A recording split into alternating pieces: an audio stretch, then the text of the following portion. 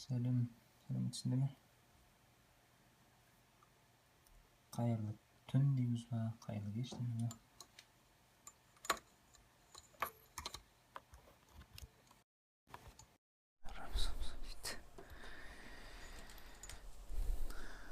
Алейкум ассалам.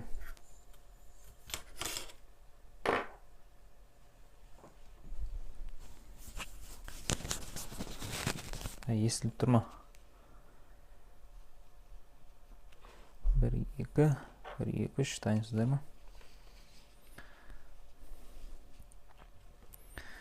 Қашан бастайсыз дейді.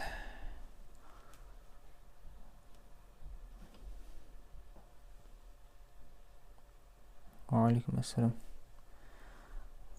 Мынау нұсқа кішкене күрделі нұсқа екен. Есептерін бір ютуб қарап шықтым.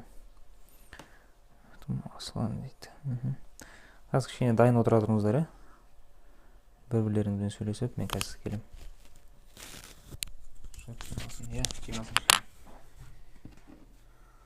Лайк баса кішкене.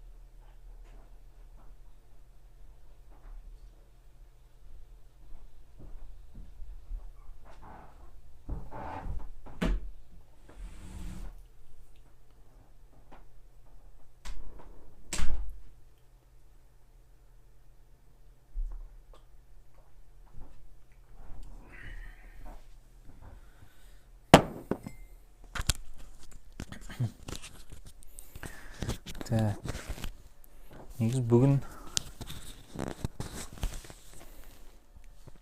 талдайым деп ойлаған жоқпын, негізі шыны керек. Қарап қалсам 50 репост жиналып қалған екен. Амал жоқ. Талдау керек болды.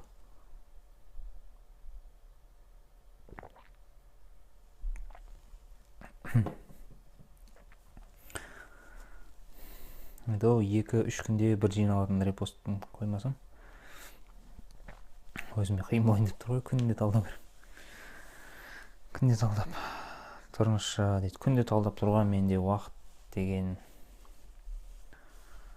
шектеулі, менің өзімнің жеке сабақтарым бар, сондықтан. Әрине сіздерге рахат қой, күнде талдап тұру деген. Маған күнде тамақ істеп беріп тұрам десе екен, мен де қайтпайды едім. Қайда жұмыс істейсіз дейді. Еш жерде жұмыс істемеймін. 2C жауап дейді. Сабақ береді дейді.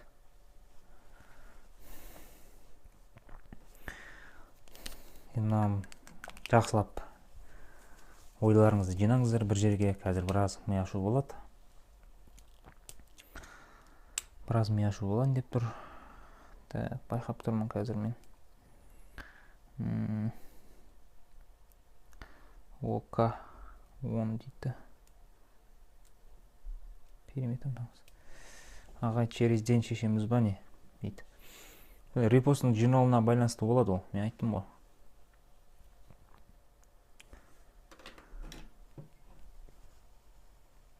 Физика жоқ, физика білмеймін. Я ютубқа салам. Салам. Химия біледі.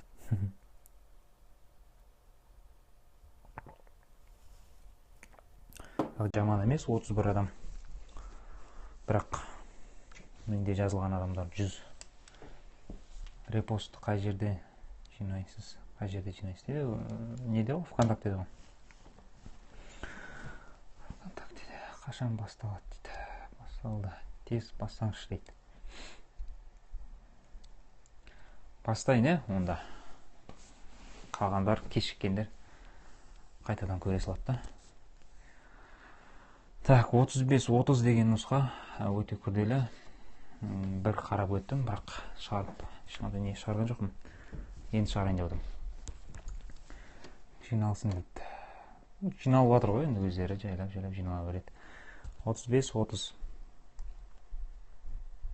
Ой, дұрыс па? 35-32 ма? Бірінші есеп. Өрнектің мәнін табыңыз дейді. Так, 3-тің кубы азайтылған 0,125-тің минус 2 дәрежесі азайтылған 0,125-тің 0 дәрежесі дейді. Енді 3-тің кубы 27.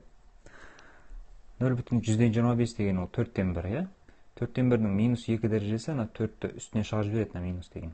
Сосын квадрат деген 4-ті квадраттайды, ол не болады? Сонда 16. Кез келген санның 0 дәрежесі 1-ге тең. 27 минус 17, 10. Есептің жауабы А. Келесі.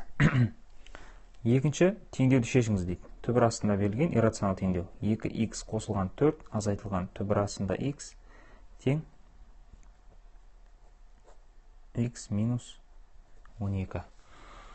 Енді мына жерде мынандай теңдеулер негізі оңай, өйткені жауаптарын қоя саламыз. Қараңыздар, бұндай жауаптарын қалай қояды? Мына түбір асты х деген көріп тұрсыздар ма? Түбір асты х деген сөз, яғни түбір астынан шығатын сан болу керек деген сөз жауап. Өйткені бүтін сан шығу керек қой. Сонда 23-тің түбір асты жоқ, 14-те жоқ, 16-та бар, 16-ны қойып көре саламыз. Енді мына 16-ны 2-ге көбейтеміз. 32, 32-ге 4 қосам 36, 36-ның түбір асты 6. Мына жерде 16-ның түбір асты 4. 6-тан 4 тасақ 2. Мына жақтан 2 шығып тұр. Мына жерде 16-тан 12-ні азайтамыз 4. 4 түбір асты 2. 2 тең 2. Яғни жауабы С нұсқасы деген сөз. Бұл жауапты орнына қоя саламыз. Келесі үшінші есеп косинус 750 градус. Косинус 750 градус. Бұндай есептерде easy. Так, 750 градус 360 градусты алып тастай береміз, косинус пен синуста. 360 градустан азалғанша, яғни мына жерде қазір 2 рет аламыз, сонда 720 алынады. Сонда косинус 30 градус қалады деген сөз. Косинус 30 градустың мәні түбір асты 3 бөлінген 2, ол бізде С нұсқасы. Екінші есепте де С нұсқасы еді жауап. А нұсқасы. Төртінші есеп теңдеуді шешіңіз. Тангенс х тең минус 5. Енді бұл жерде әрине өте оңай. Мәні жоқ, мәні болмаса біз оны арк тангенспен қалдырамыз. Минус арк тангенс 5 қосылған pn есептің жауабы А нұсқасы. Келесі. Бесінші есеп бұл жерде сөйлемді толықтырыңыз дейді. Тәуелсіз айнымалы көбінікте деп аталады. Не ол тәуелсіз айнымалы дегеніміз не? Функция дейді, график, функциялардың мәндерінің аймағы, аргумент, формула. Бұл кішкене бір түсініксіз сұрақ енді бұл негізі, былай қарағанда. Тәуелсіз айнымалы дегеніміз ол x қой негізінде. Ал x ол аргумент. Түсінікті ғой? Формулалардың ешқайсысы келмейді, график, олардың бәрі тәуелді айнымалы. Өтініш өшірмеңші қазір. Әрине өшірмеймін дедім оны. Сонымен бұл d жауабы аргумент, яғни x. X ол тәуелсіз, кез келген сан бола береді. Сонда жауабы d болады 5-тің. Келесі. А, Б, С, Д, ромб берілген. BC мен КЛ параллель дейді, қараңыздар. Мынау да параллель, екеуі бір-біріне параллель. Яғни екеуі бір-біріне тең деген сөз ғой енді. ОК 5-ке тең. ОК 5-ке тең болса, ромбының периметрі бұл өте оңай есеп екен. ОК 5 болса, 10 болса, онда ОЛ да 10 болады ғой. Сонда мынау КЛ 20. Онда БЦ да 20 деген сөз. Енді бізде ромбтың барлық қабырғалары өзара тең, 20-ны 4-ке көбейтеміз. Есептің жауабы 80. А нұсқасы міне, 6-шы есепте. Келесі. 7-ші есеп. шығару керек бізге. Төрт бұрышты дұрыс пирамида берілген. Сызбасын сызып шығаруымыз керек. Қазір мен 7-ні сызам. Төрт бұрышты дұрыс пирамида дейді. Сызбасын бұлай сызып көрейін мен, қазір қалай болады екен.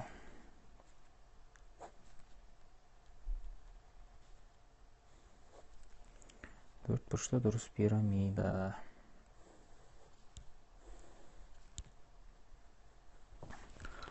Көрініп тұр деп ойлаймын мен. Кішкене үлкендеу қысылдым. 1,40-30. Төрт бұрышты дұрыс пирамида. Дұрыс пирамида деген сөз табанда не жатыр? Квадрат. Так, табанның диагоналы 6, түбір асты 2. 6, түбір асты 2. Табанның диагоналы, яғни квадраттың диагоналы деген сөз ғой бұл. Болса, төрт бұрышты дұрыс пирамиданың биіктігін табыңыз дейді. Ал биіктігі оның қайда түседі? Дәл осы диагоналдың ортасына түседі. Өйткені бұл дұрыс деп айтып тұр өзі. Сонда мына жер 3 түбір асты 2 болады. Диагоналдың дәл ортасы мына жер. 3 түбір асты 2, 30 болды. Мына биіктікті табу қиын емес. Пифагор бойынша h тең 30-дың квадратынан азайтамыз 18-е тең. Сонда burasында 882. Енді қараңыздар. 882 дегеніміз ол ішінде 441 деген сан бар. 441 көбейтілген 2 ғой. Ал 441-дің түбір астысы бар, ол 21. Ол шығып кетеді. Сонда есептің жауабы 21 түбір асты 2. Ол бізде Е нұсқасында тұр деген сөз.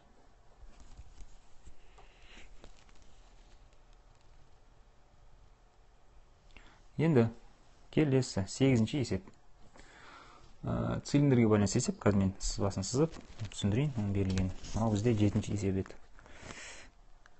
8. Цилиндрдің осьтік қимасының диагоналы. Цилиндр дегеніміз не? Цилиндр дегеніміз кәдімгі шелек сияқты фигура. Осьтік қимасы бұның. Осьтік қимасы тік төртбұрыш. Мұны осьтен қиып жүретін болсақ, тік төртбұрыш пайда болады. Так, бұл кішкене көрінбей тұр екен сіздерге. Енді осьтік қимасының диагоналы дегеніміз, сонда мына тік төртбұрыштың диагоналы деген сөз ғой. Мына тік төртбұрыштың диагоналы берілген 26-ға тең. Так, биіктігі 24. Конустың биіктігі 24. Цилиндрдің бүйір бетінің ауданын табыңыз. Цилиндрдің бүйір бетінің ауданы қалай? Комплект формасы. S тең. Сосын трансляцияны удалить. Әрине, удалить етпеймін дедім, қанша дедім. Қанша болады? 2 π r l. Мынау бізде цилиндрдің бүйір бетінің формасы 2 π r l. L дегеніміз не? R дегеніміз не? 2 π r l деп қойдым, кешесі 2 π r h қой. 2 π r h. H деген берілген 24. Бізде радиус жоқ. Радиус дегеніміз мына шеңбердің радиусы ғой, табандағы шеңбердің радиусы. Біз мынаны тапсақ қазір, мына жерді. Радиус соның жартысы радиус болады. Сондықтан қазір мына жерді тауып алайық. 2r дей салайын. 2 радиус қана. 2 радиус табатын болсақ қазір тең болады Пифагор. 626-ның квадраты. Қанша? 26-ның квадраты. 676. 24-дің квадраты 576.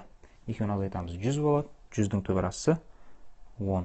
Яғни 2r тең 10-ға. Бізге мынаның жартысы керек, мына жер, радиус керек 5. Сонымен енді бүйір бетінің ауданын таба аламыз. 2 көбейтілген π көбейтілген радиус 5, h 24. Тең 10, 240 π сантиметр квадрат. Ол бізде А нұсқасында тұр. 8-ші есептің жауабы. Келесі. Бізде келесі не деп тұр? Вектор. 9-ші есеп.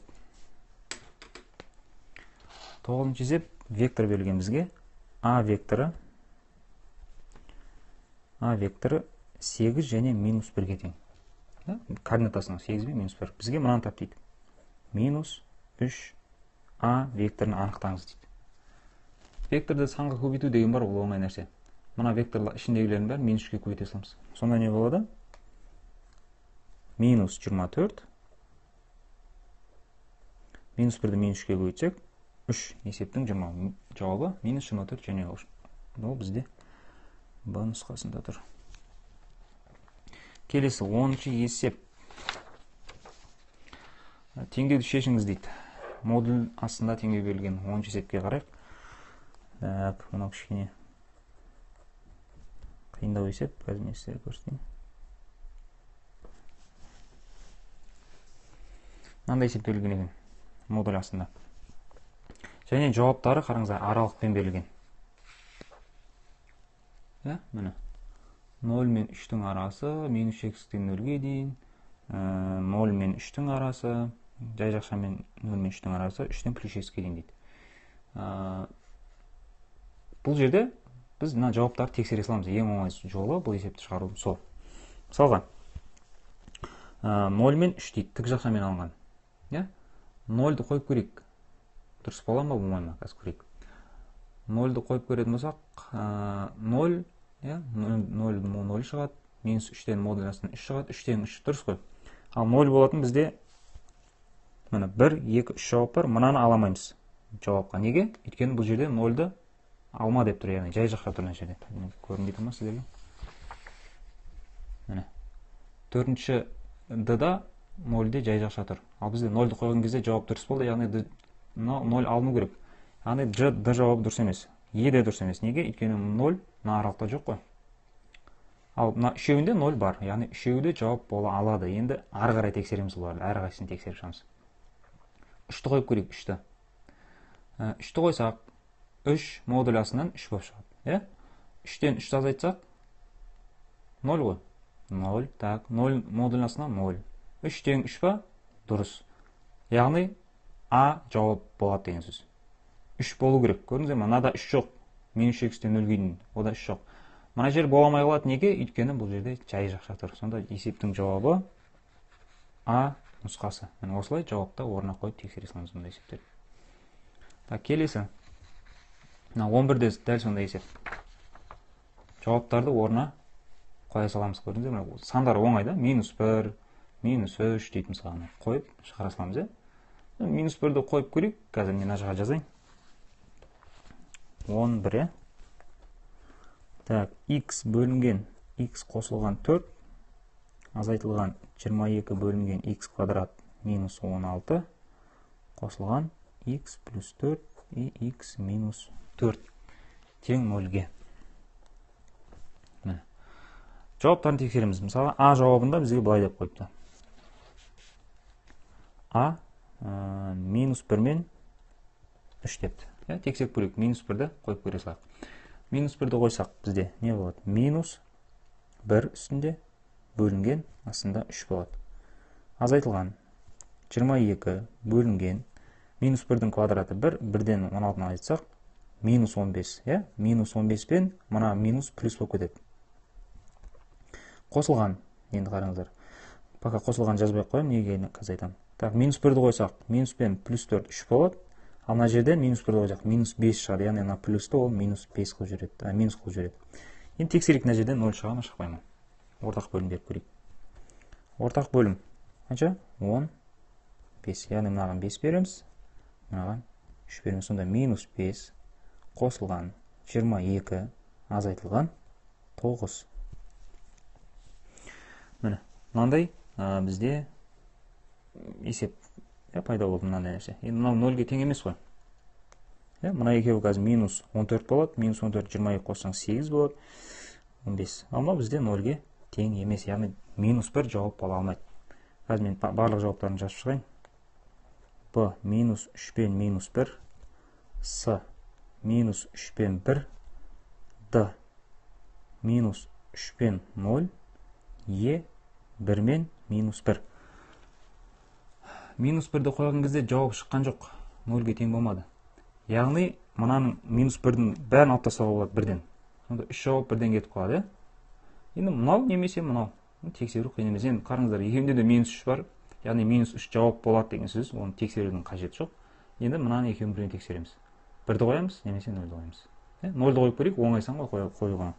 Нольді қойсақ, не болады? 0 болады мына жақ. Мына жақ 22 бөлінген, мынау плюс болып кетеді 16. Нольді қойсақ 4, астында минус 4, минус. Мына жерден 0 шықпайды, өздеріңіз көріп тұрсыз ғой. Мынаны бөлген кезде бүтін шықпайды, мына бөлген кезде 1, минус 1 болады. Мына жерден 1 шығу керек 0 болу үшін. Яғни жауабы да Д боламайды деген сөз. Өзі С нұсқасы ғана алды. Енді егер шығара алмаймын десеңіздер, шығара алатын болсаңыздар, бұл шығаруда қиын емес. Негізі мына формула бізде мына екеуі қазір мына ортақ бөлім берген кезде мына ішіне кіріп кетеді деген сияқты. Шығара алатын оқушылар оның өзі шығара алады. Келесі, қараңыздар, келесі есеп. Бізге бір үш фирма берілген. Сіздің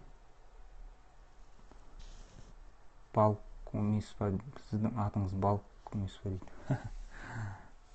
Так. 3 фирманың біреуіне көрмені шынау үшін 100 бірдей шыныға тапсырыс беріледі. 100 шыныға. Әр шынының ауданы 0,175 метр квадрат. Әр шыны, 100 шыны бар, әр қайсының ауданы мынанша. Енді бізге кестеде мынандай жаңағы прайс лист дейді, былайша айтқанда, соны берген әр фирманың өзінің қанша алатыны.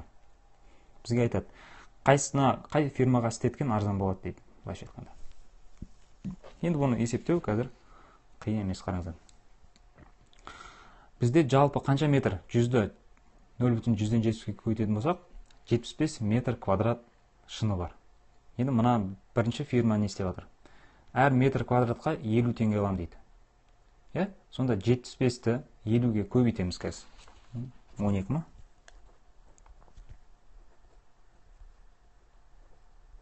Так, 75-ті 50-ге көбейтеміз.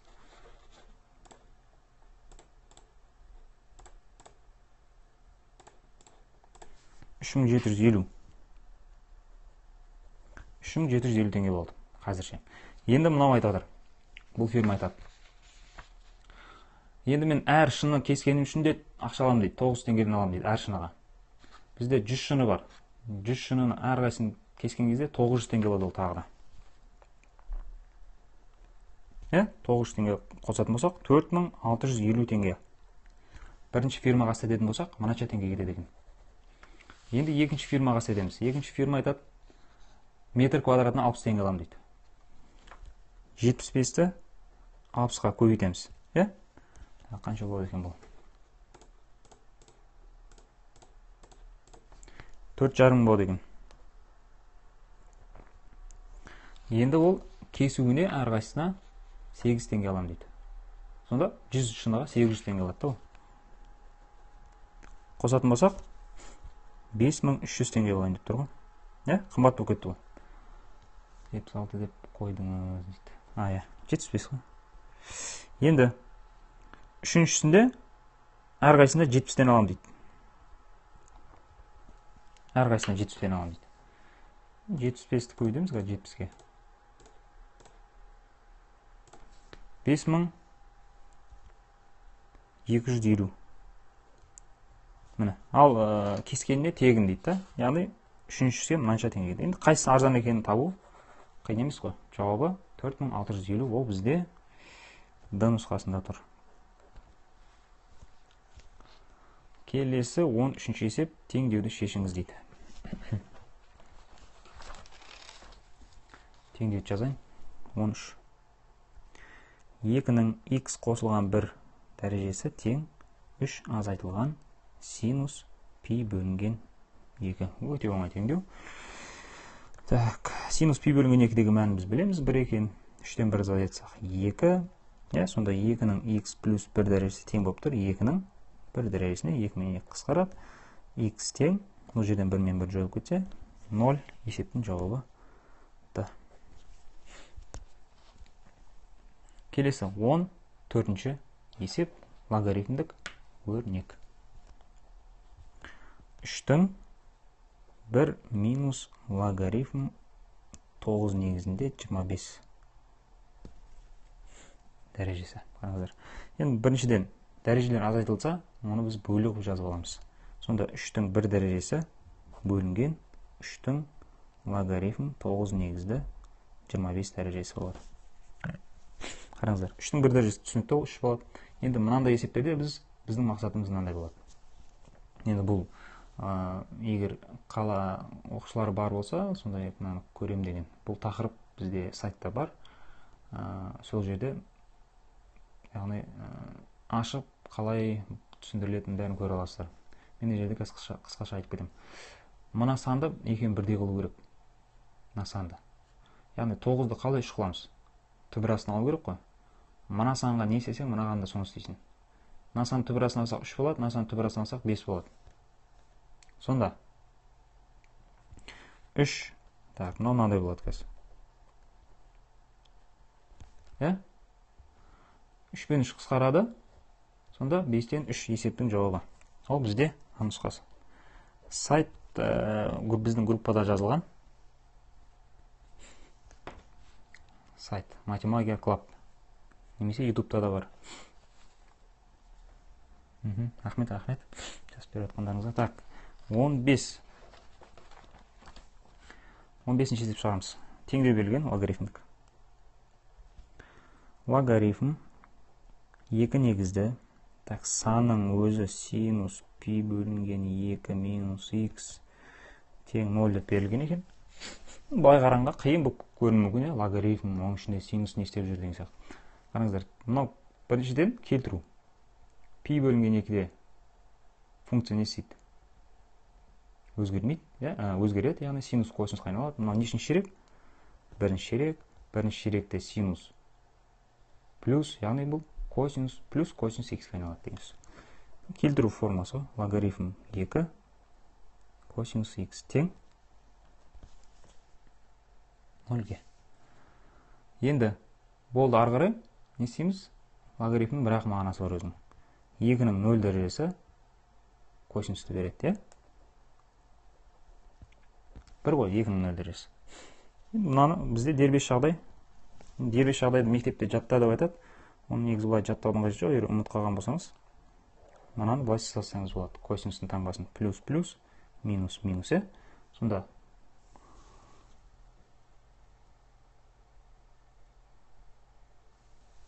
қараңдар. Плюс 1 неде болады? Плюс 1, плюс пен плюстің ортасында, бұл бізде 0 градус. Сонда x тең 0 плюс 2 пи n. 1 мен минус 1-де 2 пи n қосылады. Есептің жауабы 2-ден. Бұл бізде е нұсқасында тұр.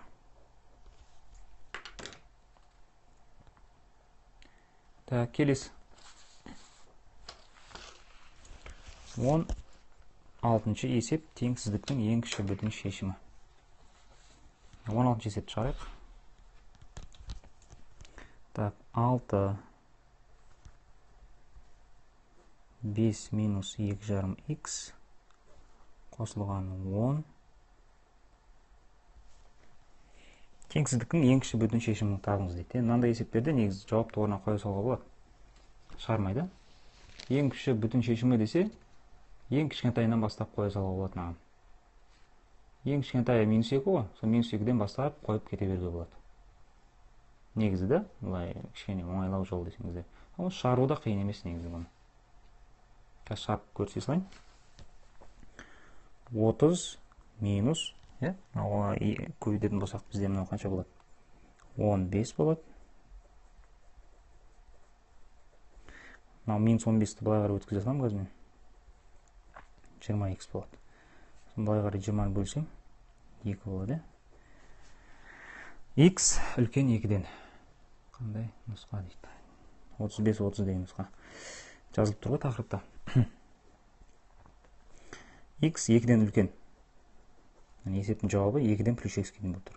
Енді мына аралықтың ең кіші шешімі 2 бола алмайды. Неге? Өйткені мынау жай жақша болып тұр. Яғни 2-ден кейінгі бүтін сан 3.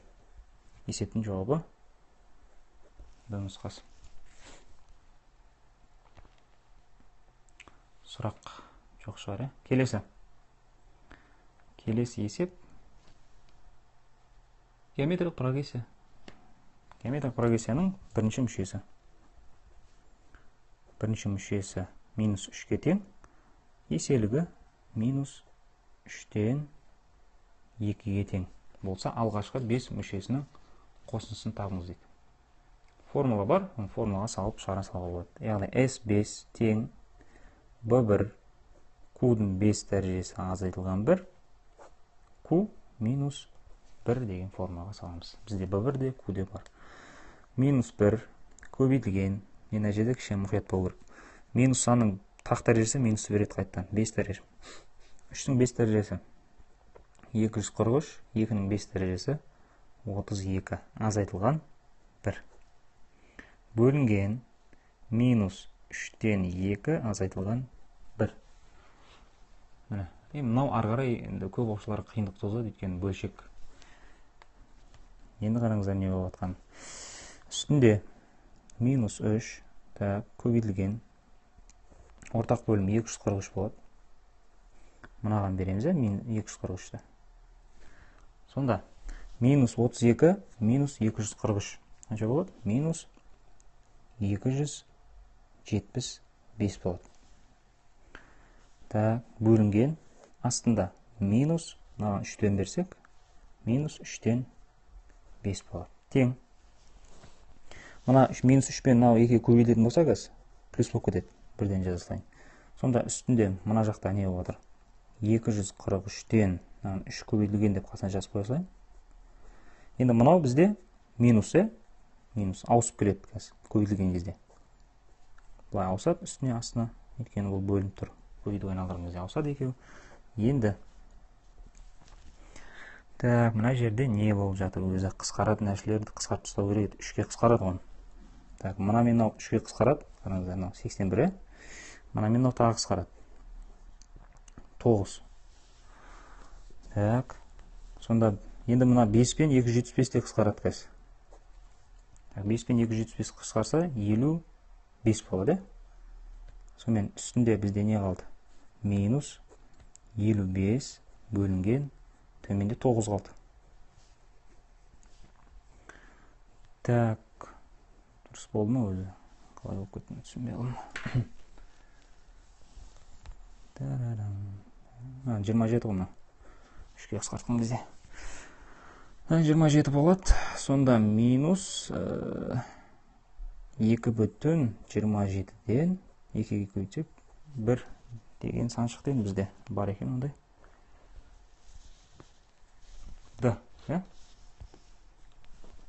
Мына жерде қысқартқанда 9 емес 27 болады екен. Келесі 18-ші есеп.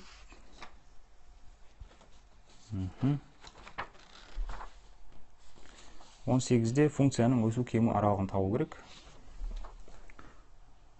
18 f от x тең x куб минус 4x квадрат плюс 5x минус 1 деген функцияның өсу. Өсу аралығы табу деген ол өте оңай нәрсе.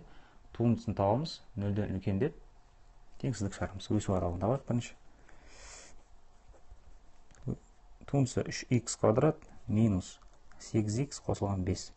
Осыны 0-ден үлкен деп теңсіздік шығарамыз.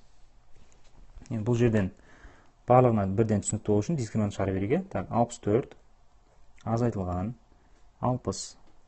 5 көбейтілген 4 көбейтілген 3 тең 4. x1 мен x2-ні шығарайық. Сонда минус 8 плюс 8 плюс минус 4 бөлінген 6 болады. Қосылатын болса 2 шығады. Азайтылатын болса 3-тен 2 шығады. 6-тан 4 шығады. 3-тен 2 дұрыс. Енді не істейміз? Біз кәдімгі интервалға саламыз.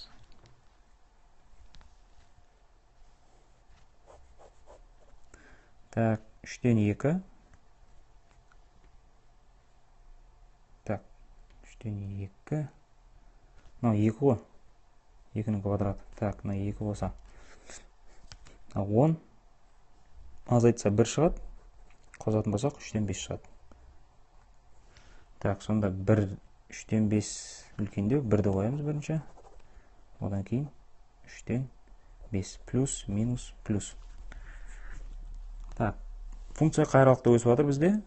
0-ден үлкен, яғни плюс аралықта өсіп жатыр. Есептің жауабы, яғни өсу аралығын жазайын бірінші. Өсу аралығы бізде минус шексіздіктен 1-ге дейін және 3-тен 5-тен плюс x-ке дейін функция өседі. Мына аралықта өсе, значит, мына аралықта кемейді деген сөз ғой. 1 мен 3-тен 5 аралығында кемейді. Так, енді көрейік ол аралықтарды. Так, кемейді. Бізде кемейтін аралықты тауып керек. Тік жақша, жай жақша, онда тұрған ештеңе жоқ. Түсінікті ғой бұл. Ондай өсу кему аралығын таққан кезде бізде тік жақшаны жазып екен. Жауабы сонда бізде е болып тұр ғой. Өседі, мына аралықта өседі, дұрыс аралықта кемейді. Жауабы е. Енді келесі 19-ші есеп.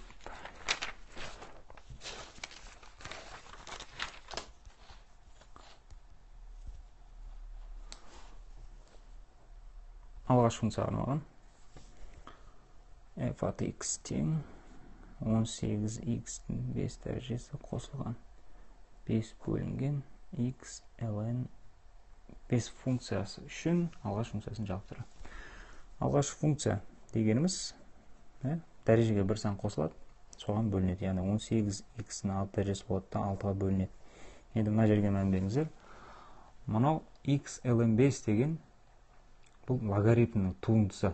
Логарифмнің егер формуласы естеріңізде болса, логарифмді туындаған кезде осында x ln 5 деген нәрселер шығады, x ln a. Яғни мынаның алғаш функциясы логарифм деген сөз. Мына 5 деген коэффициент, ал мынау бізде логарифм 5 деген не ол? Негіз болып қалады, x саны. Қосылған с. Ал мына 6 мен 18 қысқарту керек. Есептің жауабы 3x-ның 6 дәрежесі қосылған 5 логарифмнің есі негізді x қосылған с. Ол бізде с нұсқасында. 20. Анықталу облысы. Y тең түбір астында минус x квадрат қосылған 5x минус 6 бөлінген x қосылған 4. Анықталу облысы 4 нәрседе болады. Біріншісі түбір, екіншісі бөлшек, үшіншісі логарифм, төртіншісі арксинус пен арккосинуста ғана бар.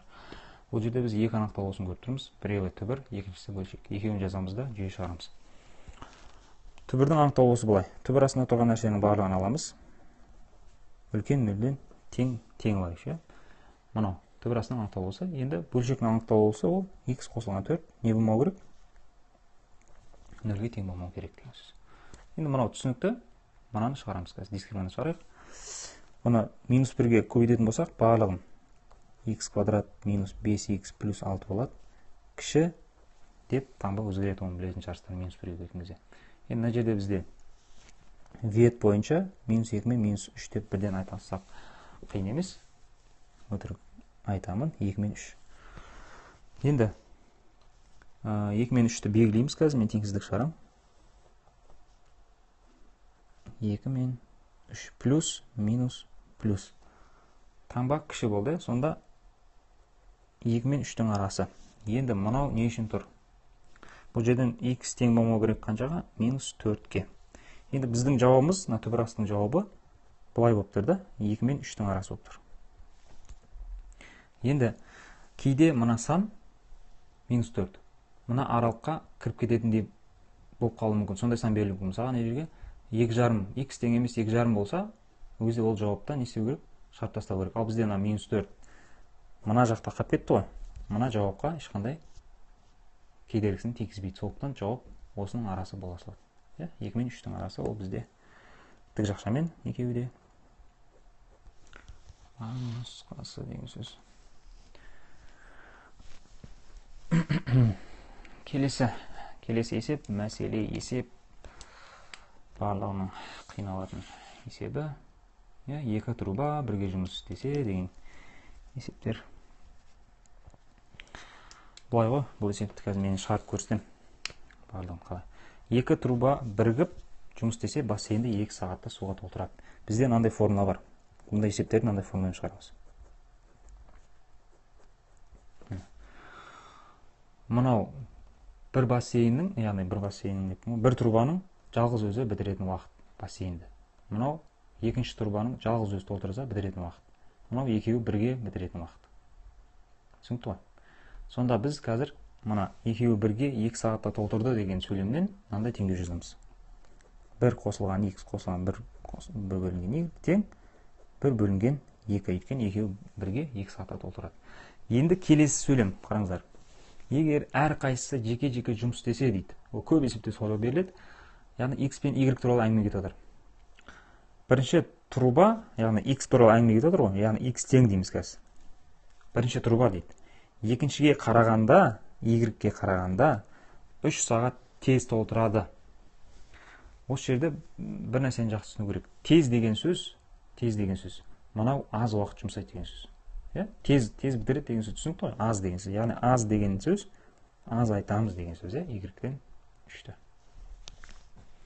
Міне сонда бізде мынандай жүйе пайда болады деген сөз. Енді бізден сұрап жатыр. X-ті тап деп жатыр. Бірінші труба жеке жұмыс істесе бассейнді қанша сағатта толтырады дейді. Енді бізден жерден y-ті қазір өрнектеп алайық. Бізге өйткені жауаптан x сұрап жатқаны үшін. Егер екіншісінде дегенде y-ті табады. Y-ті жазып алатын болсақ, x плюс 3 болады. Түсінікті ғой. Енді осы x плюс 3-ті мына y-тің орнына не істейміз? Қоямыз. Сонда 1 бөлінген x қосылған 1 бөлінген x қосылған 3 тең 2-ден 1. Енді мына теңдеуді шығару қиын деп ойламаймын мен. Шығара салуға болады. Немесе жауапты қоюға болады қайтадан. Жауаптар тұр ғой мен. X-ті бізге x-терді беріп қойғанда мен жауаптарын. Біріншісін, бізге біріншісін сұрады. 3, 4, 5, 3,5, 6 деген сандарды қоя салсаңыздар да болады. Немесе оны шығара салсақ та болады. Мен шығарып көрсете салайын. Так, мынаған екеуіне ортақ бөлім беремін. X қосылған 3, екеуі де ортақ бөлім болады. Мынаған мынаны, сонда x қосылған 3, қосылған x тең 2-ден 1-ге. Енді ары қарай пропорция, қиын емес. Мынаны ашатын болсам қазір x квадрат қосылған 3x болады. Оны 1-ге көбейтсең, дәл осылай тұра береді. Енді мына жақта 2x бар, 2x-ке 2-ні көбейтсек 4x, 3-ке 2-ні көбейтсек 6. Бері қарай алып келеміз бәрін. Сонымен x квадрат минус 4x минус 6 тең 0. Бұл жерден 3 пен минус 2 ветпен алатын болсақ. Енді бізде минус 2 деген уақыт жоқ қой. Сонда есептің жауабы 3. Ол бізде А нұсқасы. Түсінген болсаңдар жүрекше қойып отырыңдар. 22-ші есеп Е дейді. Түсіндім. Так. 22-ші есеп кішкене күрделі теңсіздік деп қойған. Так, берілген жазып шығайын. Синус пи бөлінген 3 азайтылған 3x косинус пи бөлінген 3 азайтылған 3x кіші минус. Мына теңсіздік былай қарағанда күрделі болып көрініп тұр, бірақ бұл оншалықты қатты күрделі есеп емес. Мынандай есеп сияқты. Синус x, косинус x кіші минус 4-тен деген сияқты. Неге? Өйткені екеуі де екі бұрышта бірдей ғой. Демек, мынау синус 2x-тің формуласына арналған есеп екенін осы жерден біліп қоямыз. Өйткені екеуінің бұрышы бірдей, алдына 2 қойсақ, бұл синус 2x болып кетеді мынаның бәрі. Сонда екі жақты мен 2-ге көбейтемін. Одан ештеңе өзгермейді ғой. Сонда мынаның бәрі бізде синус 2x деген формула, яғни синус мынаның бәрі 2 еселенеді деген сөз. Мына бұрышты 2 еселей саламыз. 2π бөлінген 3 минус 3x болады. Формула бойынша солай кетіп қалды. Мына жақта ана екеуі қысқарса минус түбірасты 3 бөлінген 2. Осы жер түсінікті ме?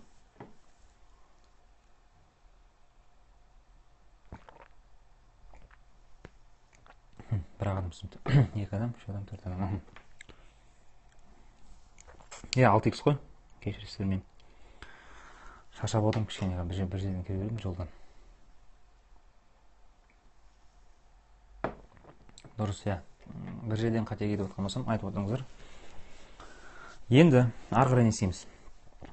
Бізге мына теңсіздікті шығару ыңғайсыз. Неге? Өйткені x-тің алдында не тұр? Минус тұр ғой. Осының жою үшін, яғни не істейміз? Мына екеуінің таңбасын өзгертеміз. Мынау плюс 6x болады, мынау минус болады. Сонда қараңыздар. 6x минус 2π бөлінген 3 болады. Бізге осылай болғаны керек. Осылай болғаны үшін мынау да өзгереді. үлкен болады, мынау плюс болып кетеді қазір. Міне, болды. Теңсіздік дайын, шеңберге сала саламыз енді ары қарай. Шеңбер.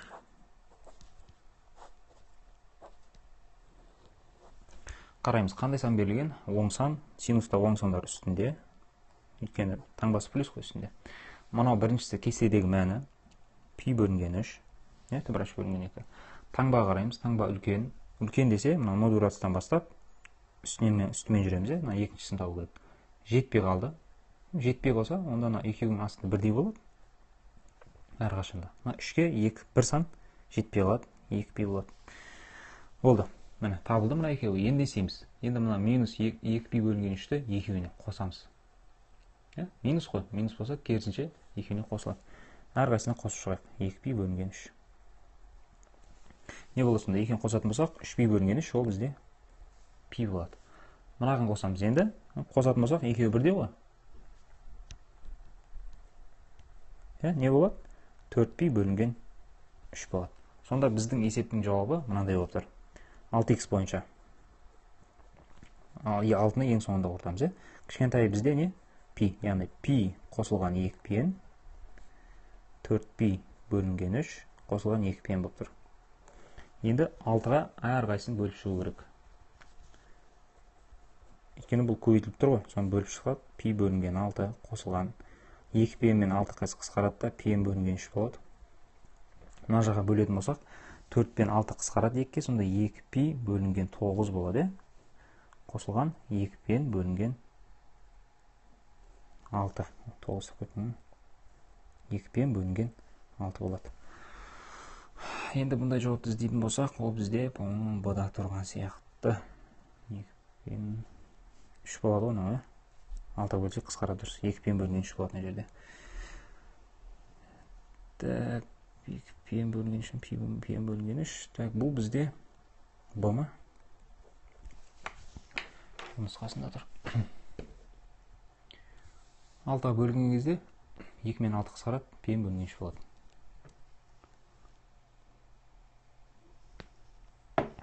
Келесі 23-ші есеп.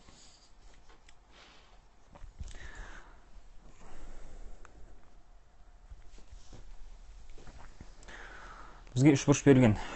Кез келген бұрыш. Бір бұрышы 75 градус деп қойыпты. Және оған сырттай сызылған шеңбердің радиусы, 3 бұрышқа сырттай сызылған шеңбердің радиусы берілген 8 дейді. Онда осы бұрышқа қарсы жатқан қабырғаны табыңыз дейді. Осындай есептер өте көп, әртүрлі берілген, әртүрлі келеді. Кейде 105 болып беріледі, кейде 75 болып беріледі.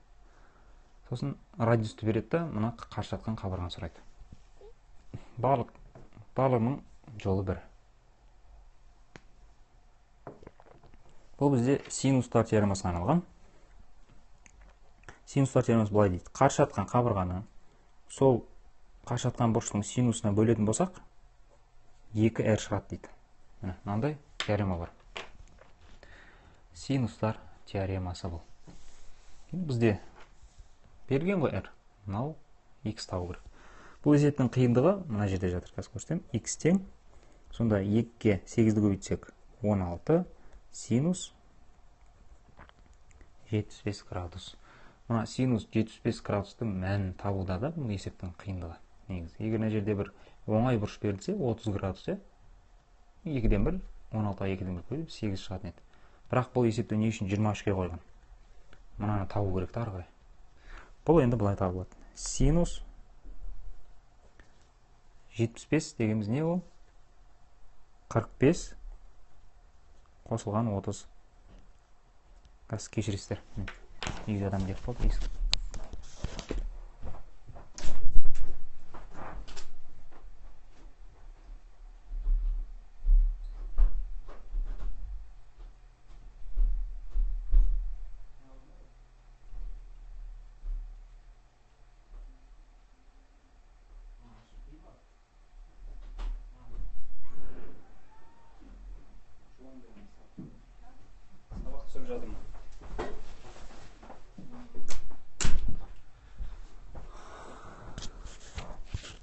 Үйдегілер келді, кішкентайлардың бар. қазір үйді басына көтереді бұлар. Түсінікті ғой, иә? Синус А альфа плюс бета деген формула бар. Дұрыс айтасың. Сонымен синус альфа плюс синус бета формуланы қолданамыз. Общем, синус 45, косинус 30, косинус 45, синус 30. Түсінікті шығар бұл формула. Мәндерін қойып жататын болсақ, синус 45 түбір асты 2 бөлінген 2, косинус 30 градуста түбір асты 3 бөлінген 2, мынау түбір асты 2 бөлінген 2, косинус 30 градуста 2-ден 1, сонда, в общем, мынандай шығады. Екеуінің ортақ бөлімі 4, түбір асты 6, қосылған түбір астында 2. Міне, синус 75 таптық, енді орнына қоямыз. Яғни x тең 16 көбейтілген 4 пен 16 қысқарады 4 болады. Сонда 4 түбір асты 6 қосылған түбір асты 2 болады. Енді жауапқа бұлай қалдырмаған олар. Түбір асты 2-ні ары қарай шығарған. Сонда 4 түбір асты 2 болса, мынаның ішінде түбір асты 3 қалып кетеді, мынаның орнында 1 қалып кетеді деген сөз. Есептің жауабы.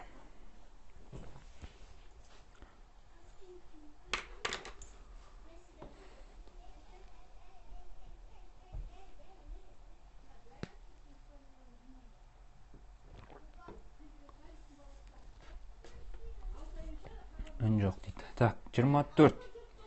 Ең апасын есептер қалды енді. 24 пен 25. Апасын болғанда енді қатты апасын емес. 24-те былай дейді, қараңыздар. 50 мен 200-ге дейінгі натурал сандар арасында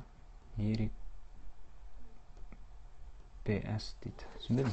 BS деген не ол? BS деп жазыңыз келді ме? 50-ден 500-ге дейінгі натурал сандар арасында санның толық квадраты бола алатын қанша сан бар? Бұл квадратты білетін болсаңыздар өте оңай, 50-дің 200-дің арасында мысалға 50-ден кейін қандай сан бар, квадраты бар? 64. 64 бар. Одан кейін санап кете береміз, қараңыздар.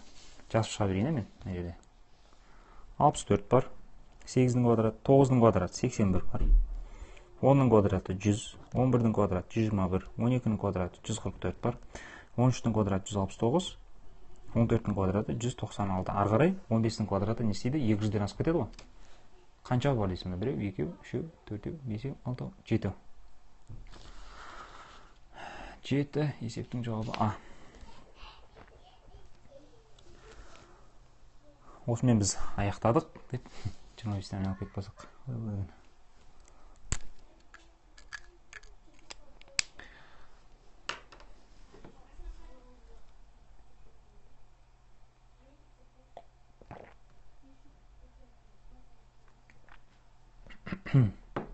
Енді бір есеп қалды.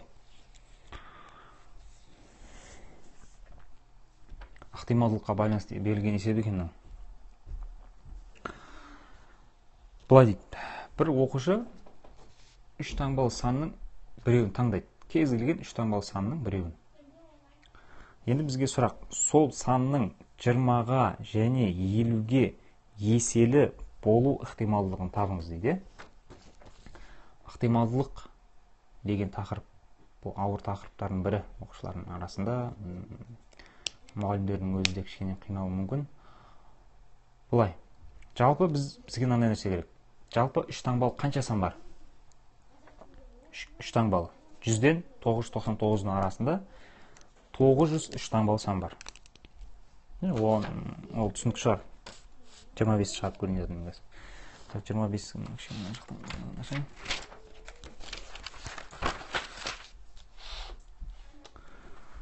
Так, жалпы бізде 900 сан бар. 3 таңбалы санның. Сонда ол 900 санның ішінен кез келген біреуін таңдау мүмкін ғой. Енді бізге ол сан туралы әңгіме етіп отыр. Мынандай. 20-ға және 50-ге бөліну ықтималдығы дейді. 20-ға және 50-ге бөліну ықтималдығы. Енді не істейміз? 20-ға бөлінетін сандарды санап шығамыз. Міне. 20-ға бөлінетін сан және 50-ге де бөлінетін санды іздеп шығамыз. 20-ға да 50-ге де бөліну керек. Түсінікті ғой? Мысалы, тек қана 20-ға бөлінетін болса, ол болмай қалады. Мен солай түсініп отырмын мынаны. Егер тек қана 20-ға бөлінетін санды алып қойсақ, болмай қалады. Бізге 20-ға да 50-ге де бөліну керек. Түсінікті ғой? Тек 20-ға емес, тек 50-ге емес, 20-ға және 50-ге. Ол қандай сандар? 100, 100 бөлінеді ғой, 20-ға да 50-ге де бөлінеді. Сонда санаймыз қазір. Ол 100-ді таңдау мүмкін. Деп ойлайық мысалы, 100 болуы мүмкін, Тағы қандай сан бар? 20-ға да 100-ге де бөлінетін 200, 20-ға да 50-ге бөлінетін 300, осылай кете береді. 400, 500, 600, 700, 800 және 900. Міне. 20-ға да 50-ге де бөлінетін қанша сан бар? 1, 2, 3, 4, 5, 6, 7, 8, 9 сан бар. 20-ға да 50-ге де бөлінеді. Сонда біз мынандай болады. Өзі 20-ға да 50-ге де бөлінетін 9 сан болса, оны жалпы неге бөлеміз? 3 таңбалы сандарға бөлеміз. Қанша сан бар? Соның ішінде бөлінетіні мынау ақ. Енді 9-ға 2-ні қысқартсақ не болады? 100-ден 1 есептің жауабы Е. Яғни 100 санның ішінен бір саны біреу ақ сол жаңағы 20-ға және 50-ге де бөлінуі мүмкін. Көп оқушылар бұлай істеуі мүмкін да бұны. Санап шығуы мүмкін. 20-ға да бөлінетінді, 50-ге де бөлінетінді. Яғни 120, 140, 160 деп санап кетуі мүмкін да. Бұл жерде мәселе мына екеуінің де бөлінуінде жатыр. 20-ға да 50-ге де бөліну керек бір уақытта.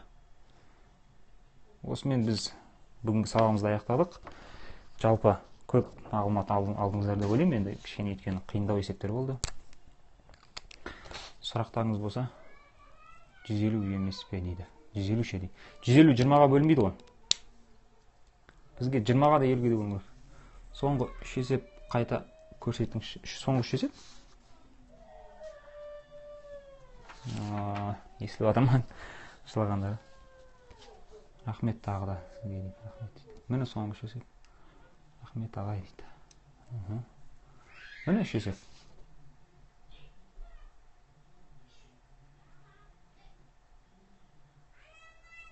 Қайтадан көрулеріңізге болады. Мен қазір бір сағаттың шамасында YouTube-қа және неге салам контакт жүйесіне. Оқуға салыңызшы қазір өтініш дейді. Жарайды, салуға тырысам. Тезірек. Рахмет от души аға дейді. Души по души. Енді менің келесі қояр шартым, келесі сабақ болу үшін 100 репост жиналу керек. Ол сіздердің қолдарыңыздан келетін нәрсе деп ойлаймын. Бір күнде 50 репост жинап тастадыңыздар ғой.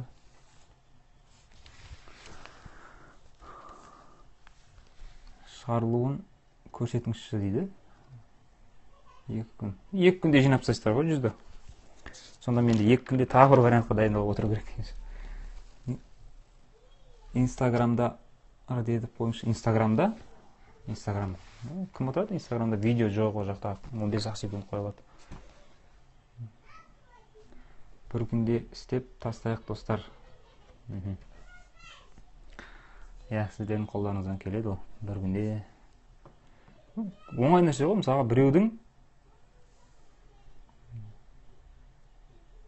Мысалға біреудің сыныбында қанша оқушы? 20 оқушы бар. 20 оқушы бір репост жасаса, тағы біреу 20 болды ғой. 100 деген бір күн емес, бір сағатта шығады. Шығару жолын қайттан көрсеңіз болады. Неден? Мен енді ол сөзбен айттым ғой, шығару жолын мен қағазбен шығарған жоқпын ғой. 23, 24, 25 дегендерді. Қыз қайталап көресіз, мен неге салам? YouTube-қа және неге? Контактіге салам.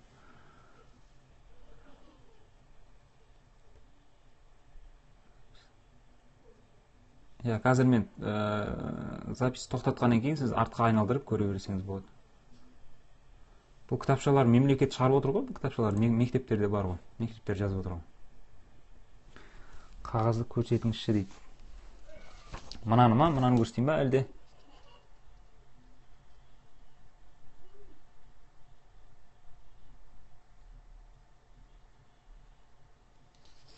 ютубтан онлайн трансляция дейді. Сау болыңдар ағай, сау болыңдар. Жоқ, дәптер Ергенбай. Жансая, сен ба? Менің миымды ашып жатқан.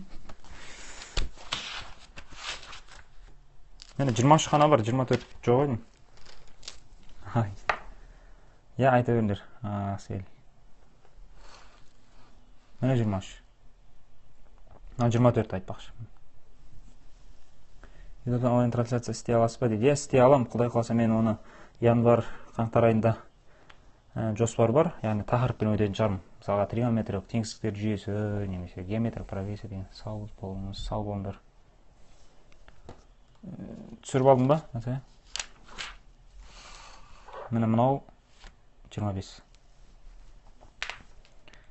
О, жақсы дейді. Бағасы өте төмен болады, арзан болады, ол жағына ойнамаңыздар. Я, ақылы. Мысалға мен курсымыз мүмкін бір 2 ай болар, мүмкін 1 ай болады да. Сол 2 ай 1 айдың ішінде барлық тақырыптарды талдап деген сияқты ғой. Сондай жоспар бар, Алла қаласа. Немесе бұйыртса подписка сатып аламын сізден. Я, сайт бар бізде, сайт дайын тұр негізінде бар ғой. Сол сайтпен дайындалсаңыздар болады. Өйткені сайттың ішінде барлық тақырып бар. Және геометрия да бар да, геометрияны ақырындап салып жатырмын, стереометрияны да салып жатырмын. Сұрақтарыңыз жоқ шығар, басқа. Нешінші жылғысыз? Мен 1990 жылы дүниеге келгем, оңтүстік Қазақстан.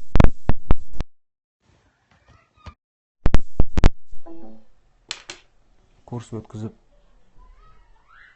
қала араламайсыз ба дейді. Негізі қала аралап жүрмін осы уақытқа дейін. Саған не керек ол? Жеке түсіндіресіз ба сайтта или есеп шығарасыз ба сайтта дейді. Намаз оқисыз ба, жауап бере аласыз ба или айта алмайсыз ба? Айта алмасаңыз айтпасаңыз болады. Жеке сұрақтар негізі қойған дұрыс емес деп ойлаймын.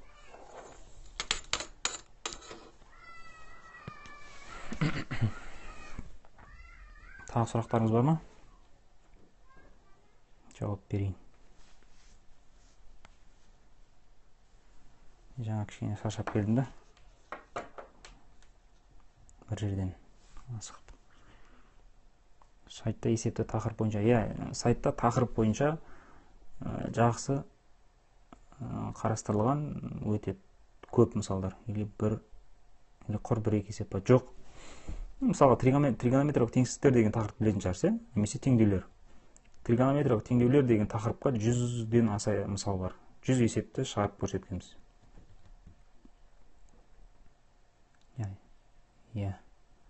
Жеке басқа қоятын жер жоқ болды. ВКонтактеде бар ғой, мен ВКонтакте маған жекеге жазсаңыз болады, мен жауап берем.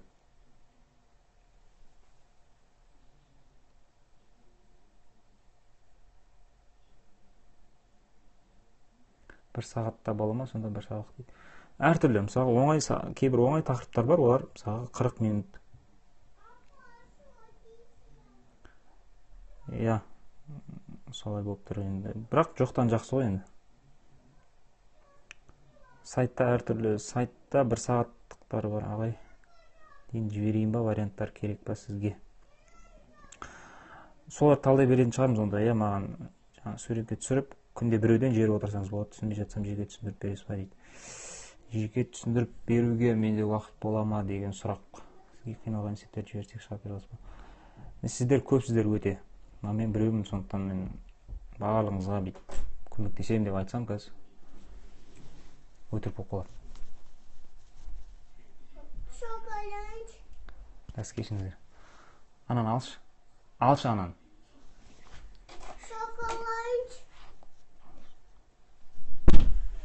Сіз қайда жұмыс жасайсыз? Мен жұмыс жасамаймын.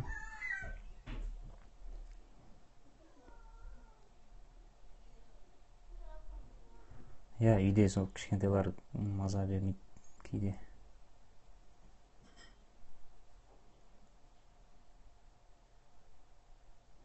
онлайн дайындықпен кәдімгі курстар жүргіземін өзім. Рахмет аға, сау болыңдар. Мектептерде кәдімгі дайындық курстарын жүргіземін, бірақ мектепте жұмыс істемеймін бірақ.